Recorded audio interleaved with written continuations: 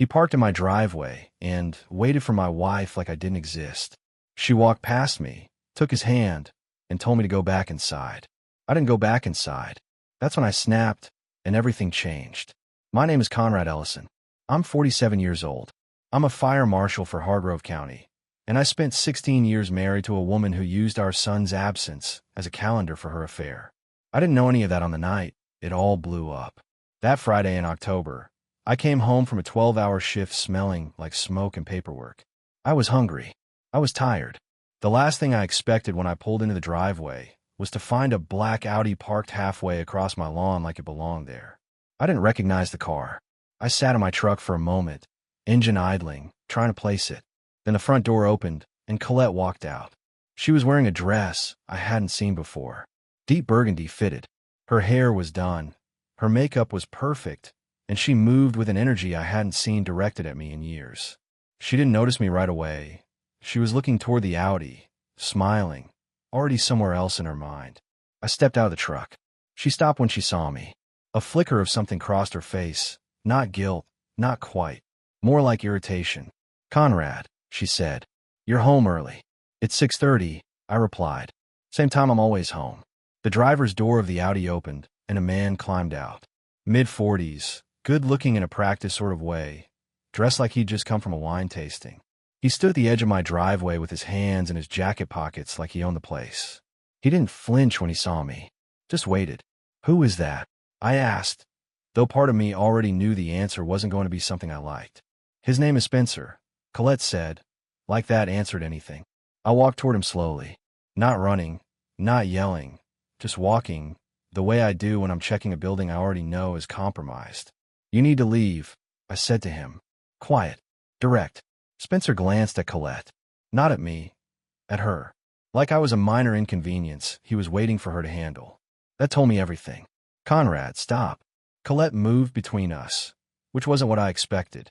She stepped right past me, walked straight to Spencer, and took his hand. Not a subtle thing. Not an accident. She laced her fingers through his and turned to face me with an expression I'd never seen on her before. Calm, almost defiant. "Go back inside," she said. 3 words. Go back inside. Like I was a child being sent to his room. Like this was her driveway, her house, her rules, and I was a guest who'd overstayed his welcome. Something shifted in me right then. Not rage. I've been around enough real emergencies to know rage is useless. What shifted was clarity.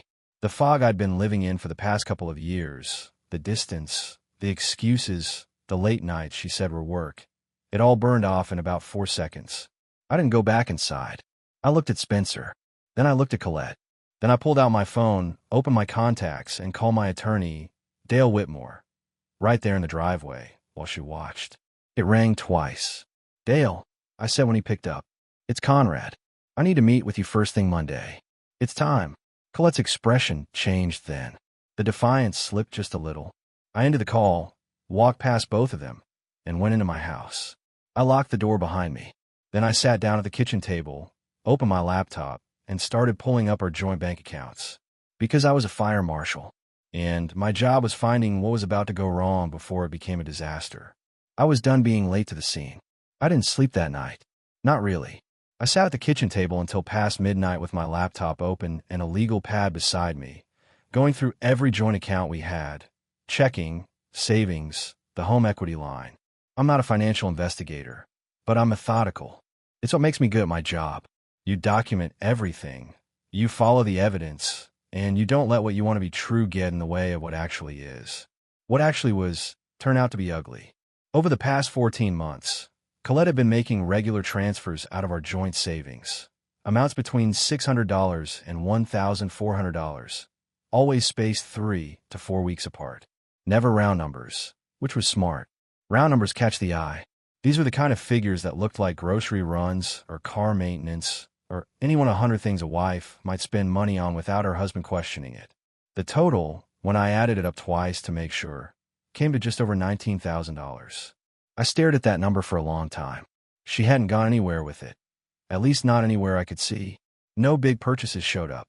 No hotel charges, no jewelry, no airfare, which meant it was likely going somewhere in cash.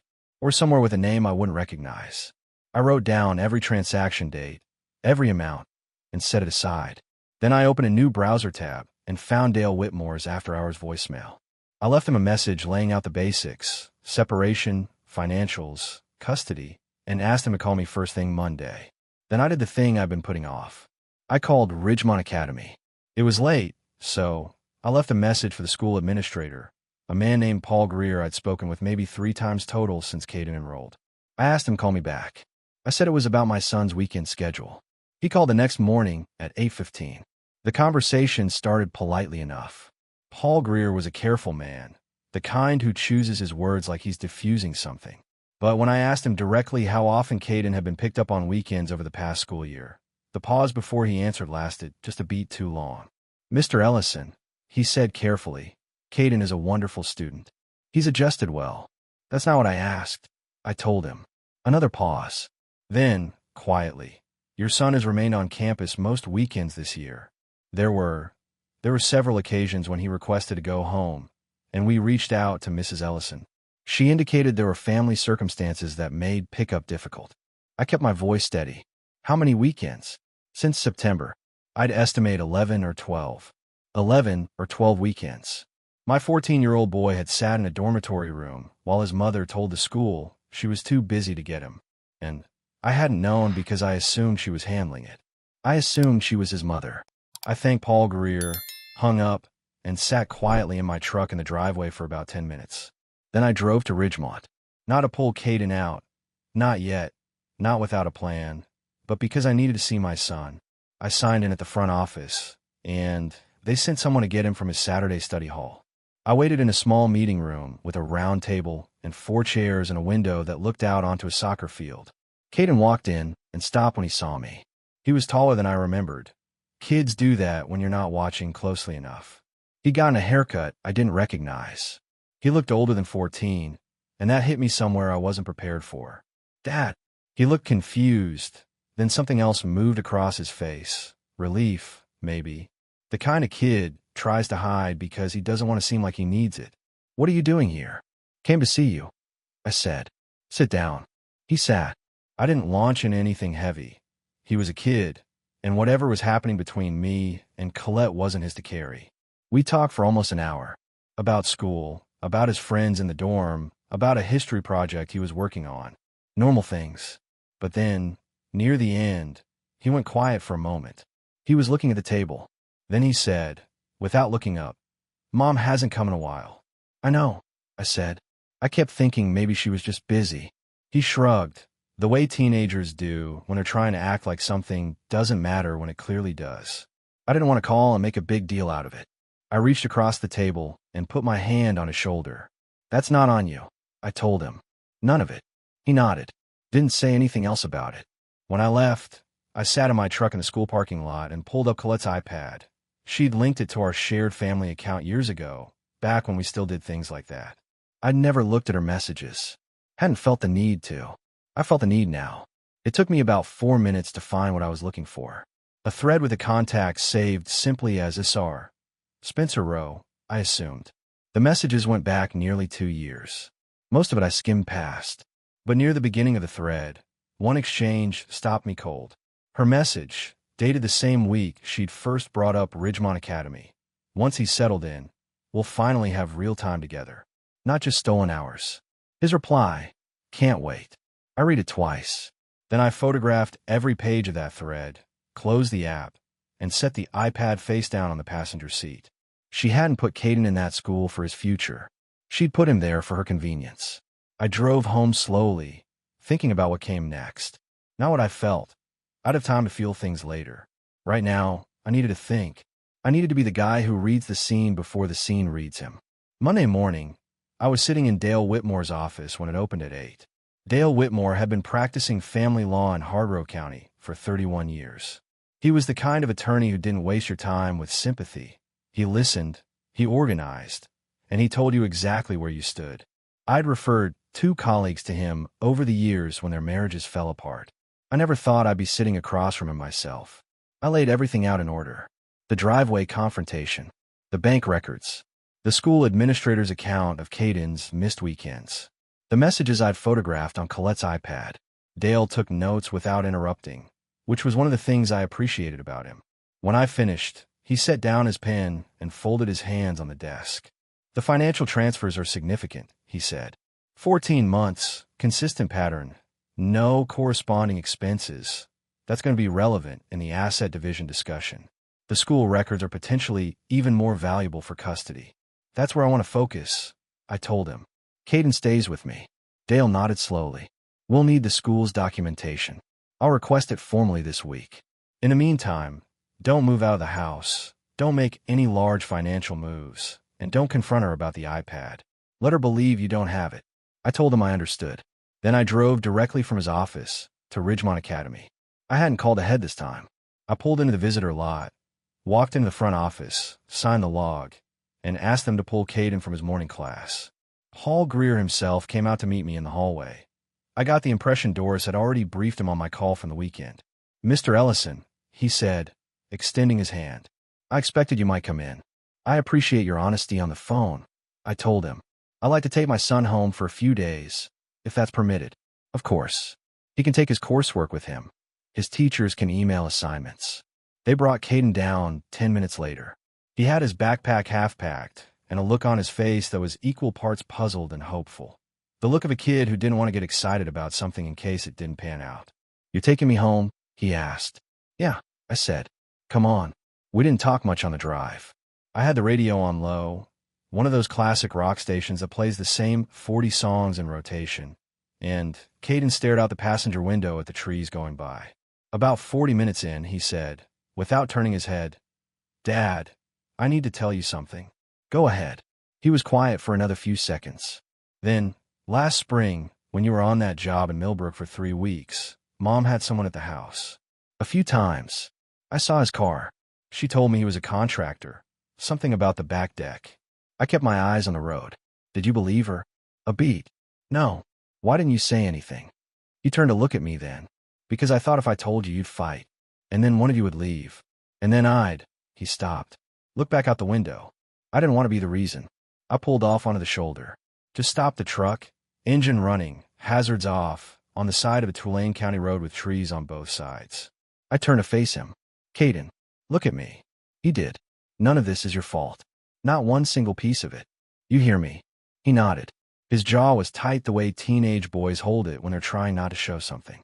And you are never, not ever, the reason adults make the choices they make. That's not how it works.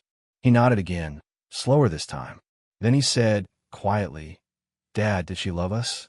Or was she just waiting for something better? That question sat in the cab of that truck like a stone. I didn't have an easy answer, and I wasn't going to insult him with one. I think she loved us in the beginning, I said finally. And then she got lost somewhere along the way. That's on her, not on you. He didn't say anything after that, but when I pulled back onto the road, he reached over and turned the radio up just a little. That was enough. Back at the house, Colette was gone.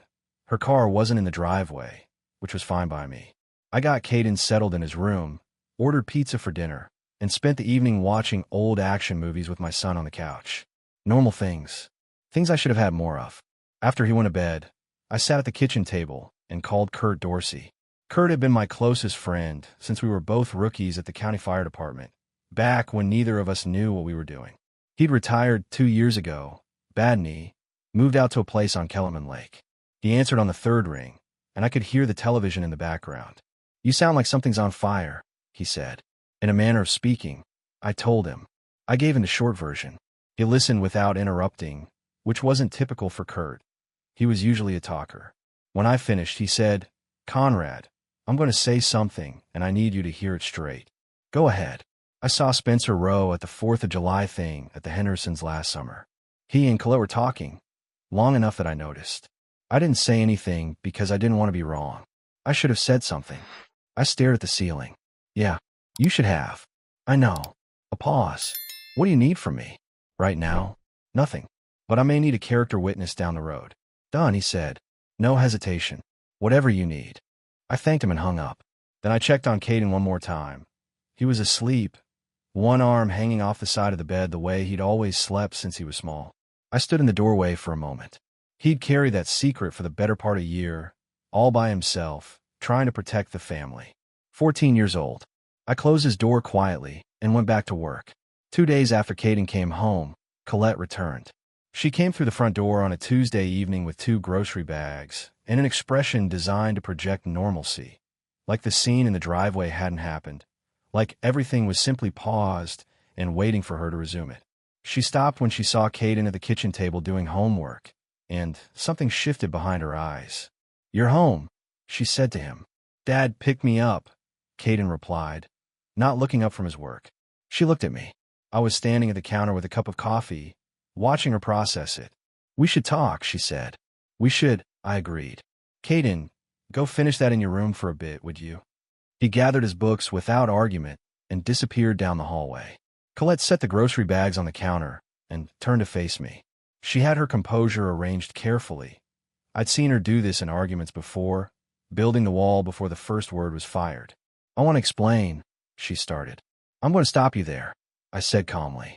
"I'm not interested in an explanation. I'm interested in an agreement." She blinked. An agreement. Simple terms. No fighting in front of Caden. No disruption to his routine while this gets sorted out. "And I'd like you to talk to Dale Whitmore's office this week about scheduling." Her composure slipped just enough. "You already called a lawyer." "First thing Monday," I confirmed. "Dale Whitmore. You've met him. He spoke at the county safety dinner 2 years ago." She was quiet for a moment, recalculating. Then she said, carefully, "Conrad, I think if we just sat down and talked about this like adults, we could. I'd also like to resolve the question of the joint savings account," I said. $19,000 over 14 months. I have the dates and amounts written down if you'd like to go over them." The color shifted in her face. Not dramatically. Colette was good at controlling her surface. But I've been watching that face for 16 years, and I saw it. That money went to Spencer Rowe, I said. Or to things that benefited Spencer Rowe. That's what my attorney believes, and based on what I've found, I'm inclined to agree with him. She set her hands flat on the counter. "You don't have proof of that." "I have enough," I said simply. What happened next was the part I'd expected but still found instructive to watch. She pivoted. Colette had always been good at pivoting.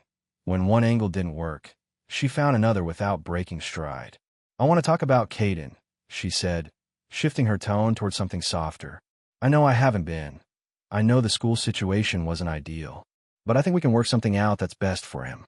"So do I said. "That's why I've already asked Dale to request the weekend log from Ridgemont. 11 missed weekends, Colette. Paul Greer will testify to that if it comes to it." That landed differently. She straightened slightly, and for the first time in the conversation, she looked something close to genuinely rattled. "That's not. I had reasons." "I'm sure you did," I said. I kept my voice even, almost pleasant. "You can share those reasons with the mediator." She stared at me for a long moment. I could see her working through it. How much I knew, how much I might be bluffing, what her next move should be. This was the version of Colette I'd underestimated for too long. Sharp, strategic, always running 3 steps ahead. The difference now was that I was running ahead too. "I'd like you to stay in the guest room for now," I said, "until we have something formal in place. I think that's better for Caden than one of us moving out." She picked up her purse from the counter. "I need to make a call." "Of course," I said. She went upstairs. I heard her bedroom door close. Our bedroom, I supposed, until it wasn't anymore. Then I heard her voice through the ceiling, low and tense, which meant she was calling her attorney. Her attorney was a woman named Kristen Farlow. What Colette didn't know yet, what would come out in the first formal exchange between counsel, was that Kristen Farlow had known about the affair. She had provided Colette with an alibi on at least 2 documented occasions, telling mutual friends that Colette had been with her on evenings when she'd actually been with Spencer. That was a conflict of interest. Dale had already identified it. He was waiting for the right moment to surface it. I refilled my coffee, knocked on Caden's door, and asked if he wanted to watch something after dinner. He did. We watched 2 episodes of an old survival show he'd gotten into, and he fell asleep on the couch before the second one ended. I turned the television off and sat in the quiet. The trap had been set. Colette had walked into it, and I hadn't raised my voice once. Kurt Dorsey drove out from Kellerman Lake on a Thursday afternoon. He showed up unannounced, which was typical of him. Kurt operated on his own schedule and had for as long as I'd known him. He knocked twice, walked in when I opened the door, and headed straight for the kitchen like he'd been there yesterday instead of 4 months ago. "Got any real coffee?" he asked, opening the cabinet above the machine. "Second shelf," I said. He found the bag, measured it out by eye, and started the pot without being asked. I sat down at the table. There was something almost stabilizing about the ordinariness of it. Kurt in my kitchen, making coffee like the world hadn't shifted on its axis. He brought 2 mugs over and sat across from me. "Tell me where things stand." I laid it out. Dale Whitmore was moving on the financial records. The school documentation was in. Kristen Farlow, Colette's attorney, had been formally flagged for the conflict of interest, and Dale expected her to withdraw from the case within the week. Colette was sleeping in the guest room and moving through the house like she was waiting for something, though I wasn't sure what she thought was coming. Kurt listened to all of it, turning his mug slowly on the table. When I finished, he said, "You're holding up better than I expected. I don't have the luxury of falling apart." I told him. "Caden's here." He nodded. "How's he doing?"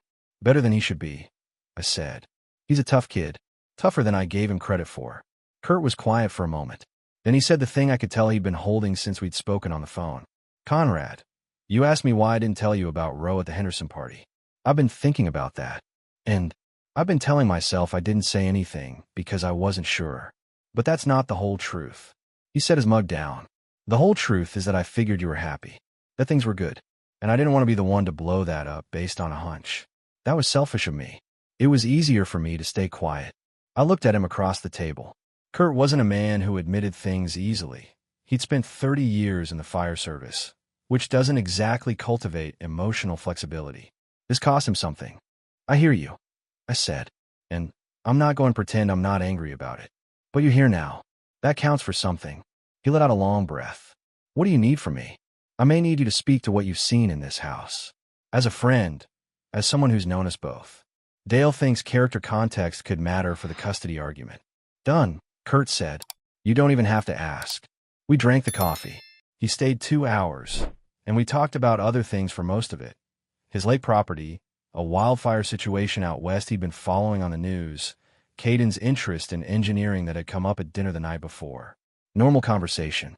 The kind I hadn't had in longer than I realized. After he left, I sat with what he'd said about not wanting to blow things up. I understood it, even if it frustrated me. People don't want to be the messenger. Nobody wants to carry that into a friendship and watch it land. But it also made me think about the question Caden had asked in the truck, whether she had loved us, or whether she'd just been waiting for something better. I didn't have a clean answer. What I had was a clearer picture of how long things had been broken without me seeing it. A man who'd shown up at 4th of July parties. A pattern of transfers that went back 14 months. Weekends when my son sat in a dormitory because his mother had better things to do. At some point that evening, Colette came downstairs. She stood in the kitchen doorway for a moment, watching me read through documents at the table. "Is Caden asleep?" she asked. "About an hour ago," I said. She came in and poured herself a glass of water, stood at the counter with her back partly to me. Then she said, quietly, "I know you're not going to believe this, but I didn't plan for it to get here." I kept my eyes on the papers in front of me. "Where did you plan for it to get?" Silence. "You put our son in a boarding school so you'd have more time with another man," I said. Not loud, not heated, just factual. "That was a plan, Colette. It just didn't end the way you expected." She didn't respond.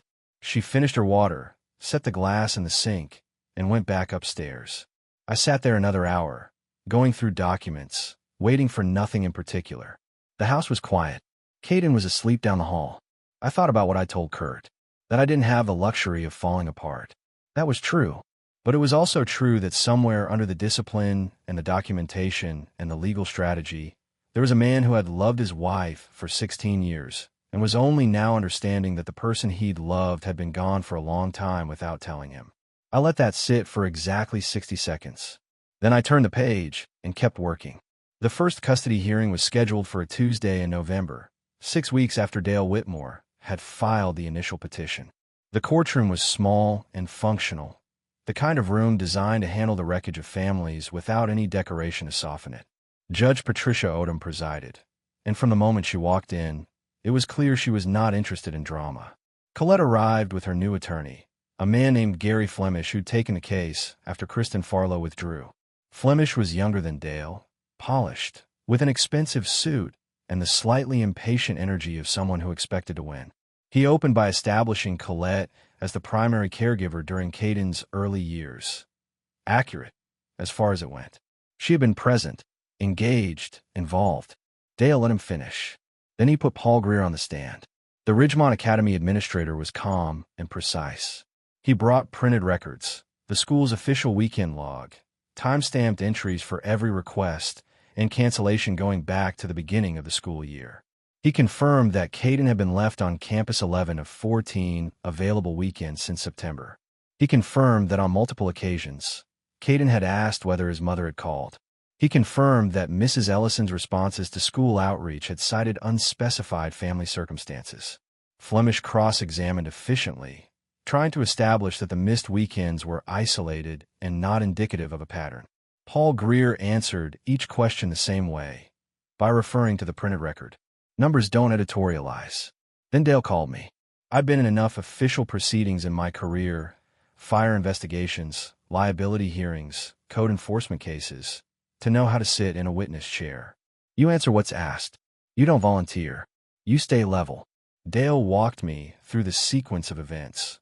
The driveway confrontation, the call to Ridgemont, the discovery of the financial transfers, the visit to recover Caden, the conversation with my son in the truck. I answered in plain language, the way I'd write an incident report. When Flemish took over, he tried a different angle. Mr. Ellison, he said, isn't it true that your work schedule as a county fire marshal frequently takes you away from home for extended hours? My schedule is consistent and predictable, I said. I've been home by 7 most evenings for the past 11 years. My son's school records reflect no absences, no disciplinary issues, and consistent parental engagement on my part. And yet you chose to enroll him in a boarding school. My wife chose to enroll him in a boarding school, I said. I had reservations. I deferred to her. I won't make that mistake again. Flemish paused. He'd expected either defensiveness or deflection. I'd given him neither. Judge Odom asked a few questions directly about Caden's current living arrangement, about his academic standing, about whether he'd expressed a preference. Dale had already submitted a brief statement from a family counselor who'd met with Caden twice in the past 2 weeks. The statement noted that Caden had expressed a clear preference to remain with his father and a desire to transfer to a local school. The judge didn't rule that day. She rarely did in first hearings. But she ordered a formal guardian ad litem review and requested additional documentation from school. In the hallway afterward, Dale was measured but direct. That went well. Greer was solid. Your testimony was clean. Flemish didn't land anything. And Colette? I asked. She'll have her turn to testify at the next hearing. Flemish will prepare her. He paused. There's also something you should know. The financial filing, the asset dissipation claim, has been picked up by her employer's compliance department. I received a call this morning. They're conducting an internal review. I'd expected this eventually. How does that affect us? It doesn't change our case, Dale said, but it changes her position considerably. A financial misconduct review at her workplace, combined with the custody situation, is going to put significant pressure on her to settle rather than continue litigating. I nodded. We walked out into the cold November air, and I stood on the courthouse steps for a moment. Across the parking lot, Colette was getting into a car with Flemish, speaking in low tones, not looking in my direction. She'd had 2 years of planning. She'd arranged the school, managed the money, kept her double life running smoothly. She was intelligent and careful, and she genuinely believed she was ahead of it. What she hadn't accounted for was that the man she'd been managing all that time was someone who found things for a living. I drove home to my son. Colette's parents drove up from Knoxville on a Saturday morning in mid-November. I hadn't called them. She had. But I knew they were coming because Caden mentioned it at breakfast, which meant Colette had told him without telling me first. Small move. The kind designed to make me feel like the outsider in my own house. I didn't react to it. I made eggs, poured coffee, and when Leonard and Barbara Voss pulled into the driveway at 10:15 in their burgundy Buick, I walked out to meet them. Leonard was 71, a retired civil engineer, a man who built things for a living and had strong opinions about how they should hold together. Barbara was 68, softer in manner but sharper in observation than most people gave her credit for. I'd always gone along with both of them. That made this harder. Leonard shook my hand. His grip was firm, the same as always. He held a beat longer than usual and looked at me steadily. "Conrad," he said. "Leonard. Barbara." I nodded to her. "Come inside." We sat in the living room, all four of us, plus Caden, who said hello and then quietly disappeared to his room the way teenagers do when they sense things are complicated. Colette sat on the far end of the couch. I sat in the armchair. Leonard and Barbara took the two seats across from us like they were refereeing something. Nobody said anything for a moment. Then Leonard leaned forward with his elbows on his knees. "Conrad," he said, "I'd like to hear what happened from you." Directly. Colette started to speak. Leonard held up one hand without looking at her. I asked Conrad. I gave him the facts. Not all of them. I left out the financial details and the legal proceedings, because that wasn't their business. But I told them about the driveway, about what I'd found regarding Caden and the missed weekends, about where things stood between Colette and me. I kept my voice even. I wasn't there to prosecute their daughter in front of them. When I finished, Leonard sat back. He looked at Colette. "Is what he said accurate?" She was quiet for a moment. "It's complicated." "I didn't ask if it was complicated," Leonard said. "I asked if it was accurate." Another silence. Then Colette said quietly, in the broad strokes, "Yes." Barbara hadn't said a word yet. She was watching me with an expression I couldn't entirely read. Not hostile, not sympathetic, just taking everything in. Leonard exhaled slowly. "We're not going to take sides in this," he said. "You're both adults. Whatever happened between you is yours to resolve." He paused. "But I want to say something, and I'm saying it in front of both of you, so there's no confusion later." He looked at me. "You've been a good son-in-law, Conrad. And from what I can see, you're being a good father right now. I respect that." Then he looked at his daughter. He didn't say anything to her for a moment, just looked. Whatever passed between them in that silence, I wasn't part of it. Then he stood up, signaled to Barbara, and said they'd like to see Caden before they headed to the hotel. They stayed for 2 hours. I gave them space with Caden, used the time to go through paperwork in the kitchen. When they left, Barbara paused at the front door and put her hand briefly on my arm. "Take care of that boy," she said. "That's the plan," I told her. That night, after the house went quiet, Colette knocked on the kitchen doorframe. She stood there with her arms folded. "My father respects you," she said. There was no bitterness in it, just a flat acknowledgement. "Leonard's a straight shooter," I said. "Always has been." He didn't defend me. "No," I said. "He didn't." She stood there another moment. Then she said something I hadn't expected. "I know what I did to Caden was wrong. With the school. I knew it when I was doing it." She paused. I convinced myself it was fine. I looked at her across the kitchen. "He sat in that dormitory asking if you called. 11 weekends. She didn't answer. She went upstairs. I stayed at the table until midnight, then checked on Caden, turned out the lights, and went to bed. Her family hadn't chosen sides. They'd done something more useful. They'd seen clearly, and they'd said so out loud. December came in cold and fast. Dale Whitmore called me on a Monday morning with 2 pieces of news. The first was expected. Kristen Farlow had formally withdrawn from Colette's case following the conflict of interest determination. Gary Flemish was now handling everything, which meant Colette had lost her inside advantage, the friend who knew the story from both sides and could help her shape the narrative. Flemish was competent, but he was working without context. The second piece of news was less expected. Spencer Rowe, Dale said, has ended contact with your wife. I leaned back in my chair. Based on what we're hearing through the financial picture, the transfers stopped approximately 3 weeks ago. Our investigator also confirmed he's no longer reachable at the number she'd been using to contact him. She know why. She may not know the full reason yet, Dale said carefully, but I'd expect she'll find out shortly. She found out on a Wednesday. I didn't witness it directly, but I heard it, Colette in the guest room, voice low and controlled at first, then with an edge that came through the wall. A phone call that lasted 11 minutes. When it ended, the house went completely silent for a long time. I gave her space. I wasn't interested in rubbing anything in. I had bigger things to manage. But 2 weeks later, Kirk called me. He'd heard something through a mutual acquaintance from the old County Fire network. People talk in small circles, and Spencer Rowe had apparently moved on with considerable speed. He was seeing someone new. A woman named Deborah Hale, married, living out in Stanton County, a peripheral acquaintance of Colette's from a charity event 2 years back. I sat with that information for a day before deciding what to do with it, which was nothing. It wasn't my battle. What it told me was something I'd already suspected. Spencer Rowe hadn't been in love with Colette. He'd been in the habit of her. And when the habit became inconvenient, he found a new one.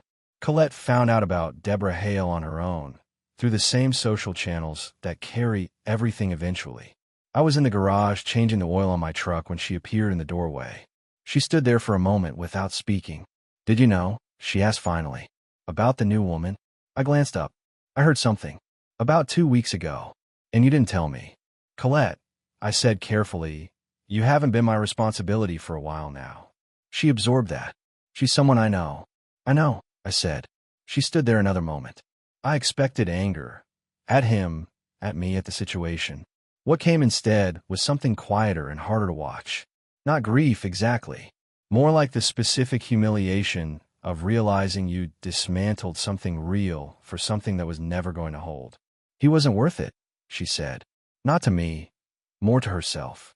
I didn't respond to that. I went back to the oil filter. She left the doorway. I finished the job, cleaned my hands, and stood there in the cold garage for a moment thinking about 16 years. The early ones, when things had been good. The middle ones, when I'd been too busy to notice the slow drift. The last two, when I'd been blind to something that was right in front of me. None of that changed what I needed to do now. Dale's assessment was that Colette's negotiating position had weakened significantly. The financial misconduct review at her workplace had expanded, which meant she was under pressure from two directions simultaneously. He expected her to move towards settlement before the next court date. She did. Her attorney contacted Dale's office on a Thursday afternoon and requested a settlement conference. I told Dale to set it up. I wasn't going to fight for the sake of fighting, but I was going to walk out of that conference with my son, my finances intact, and my life pointed in a direction I'd chosen. Spencer Rowe had walked away first. That was the best thing he'd ever done for me, even if he'd done it entirely for himself. The settlement came together in the second week of January. Dale had predicted Colette would move quickly once the workplace review expanded, and he was right. The financial misconduct inquiry at her firm hadn't cost her the job. Not yet, but it had cost her leverage, credibility, and any remaining appetite for a prolonged court fight. She got the car, her retirement account, and a portion of the joint savings. I got the house, primary custody of Caden, and the return of $14,200 from the disputed transfers. The remainder was deemed too difficult to trace without a formal forensic audit that would have cost both of us more than it was worth. Dale called it a solid outcome. I called it the starting line. Colette moved out on a Saturday.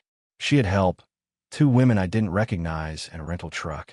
I took Caden to the hardware store that morning, then to lunch, then to a sporting goods store where he'd been eyeing a particular jacket for 2 months.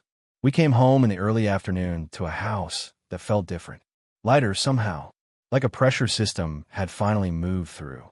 Caden stood in the front hallway and looked around. He didn't say anything for a moment. Then he said, "Is it always going to be just us?" For a while, I told him, "That okay." He thought about it seriously, the way he considered most things. "Yeah," he said, "I think so." We spent the rest of the day rearranging. He wanted his desk by the window instead of against the wall. We moved a bookshelf from the spare room into his. I ordered pizza for the 3rd time that month, and we ate it standing at the kitchen counter, talking about whether he wanted to finish the semester at Ridgemont or transfer to Franklin High in February. He chose Franklin High. The enrollment paperwork took a week. His first day was a Monday in mid-February, and I drove him myself, which I hadn't done since he was 10. He was quiet on the way over, nervous, though he wouldn't say so. I pulled up to the front entrance, and he grabbed his bag. "You're going to be fine," I said. He gave me the half nod that meant he knew I was right, but wasn't ready to admit it yet, and climbed out. I watched him walk through the front doors without looking back. That was a good thing. It meant he was moving forward. Kurt came by that evening with a 6-pack, and we sat on the back porch even though it was cold enough that we could see our breath. He asked how it felt, having the house to ourselves. "Quieter," I said, "but the right kind of quiet." He nodded and opened his bottle. "You did right by that kid, Conrad." "I'm doing my job," I said. That's all. That was true.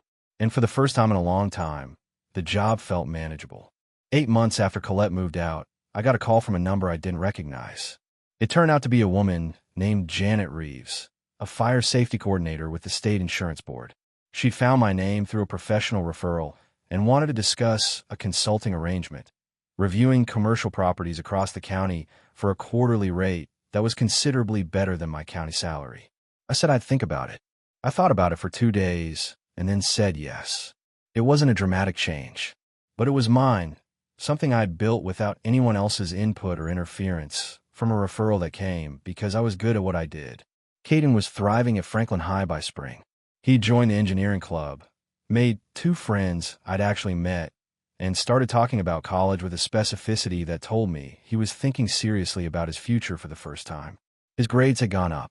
He slept in his own bed in his own room every night and came downstairs in the morning and made himself breakfast like a person who belonged where he was. Colette's workplace review concluded in March. She wasn't terminated, but she was formally reprimanded and moved to a non-supervisory role. I heard this through Kurt, who heard it through a mutual contact. I didn't ask for details. Whatever consequences she faced were between her and the choices she'd made. Spencer Rowe was still seeing Deborah Hale, from what little filtered back through Kurt's network. Whether that situation would hold, I had no opinion on. I had enough to manage without tracking the orbit of a man who'd never been worth my attention in the first place. Colette and I interacted only when Caden was involved. School events, the occasional handoff. It was civil, sometimes almost comfortable, in the way that things become comfortable when the fighting is over and you've both accepted the landscape. One evening in late September, I was sitting on the back porch after dinner, listening to the neighborhood settle into quiet, when Caden came out and sat in the other chair. He had his phone in his hand, but wasn't looking at it, just sitting. After a while, he said, "I've been thinking about what you told me. In the truck, that day you picked me up." "Which part?" I asked. "That none of it was my fault." He paused. I think I actually believe that now. I looked at him. He was 15, nearly, and he looked like himself, not the careful, guarded version that had come home from Ridgemont, but the actual version. The one that had been waiting underneath all that time. "Good," I said. "That's where it belongs." We sat there until the light was gone. I thought about the night in October when I'd come home to a black Audi in my driveway and a wife who'd told me to go back inside. I thought about the choice I'd made in that moment. Not to fight, not to collapse, but to step back, take inventory, and do the job that needed doing. I'd spent 19 years reading scenes, reading what didn't belong, finding what was about to go wrong, getting there before the damage was done. I'd been late to this one, but I'd gotten there. And sitting on that porch with my son beside me, watching the last light leave the sky, I knew with certainty that what I'd kept from the wreckage was the only thing that had ever really mattered.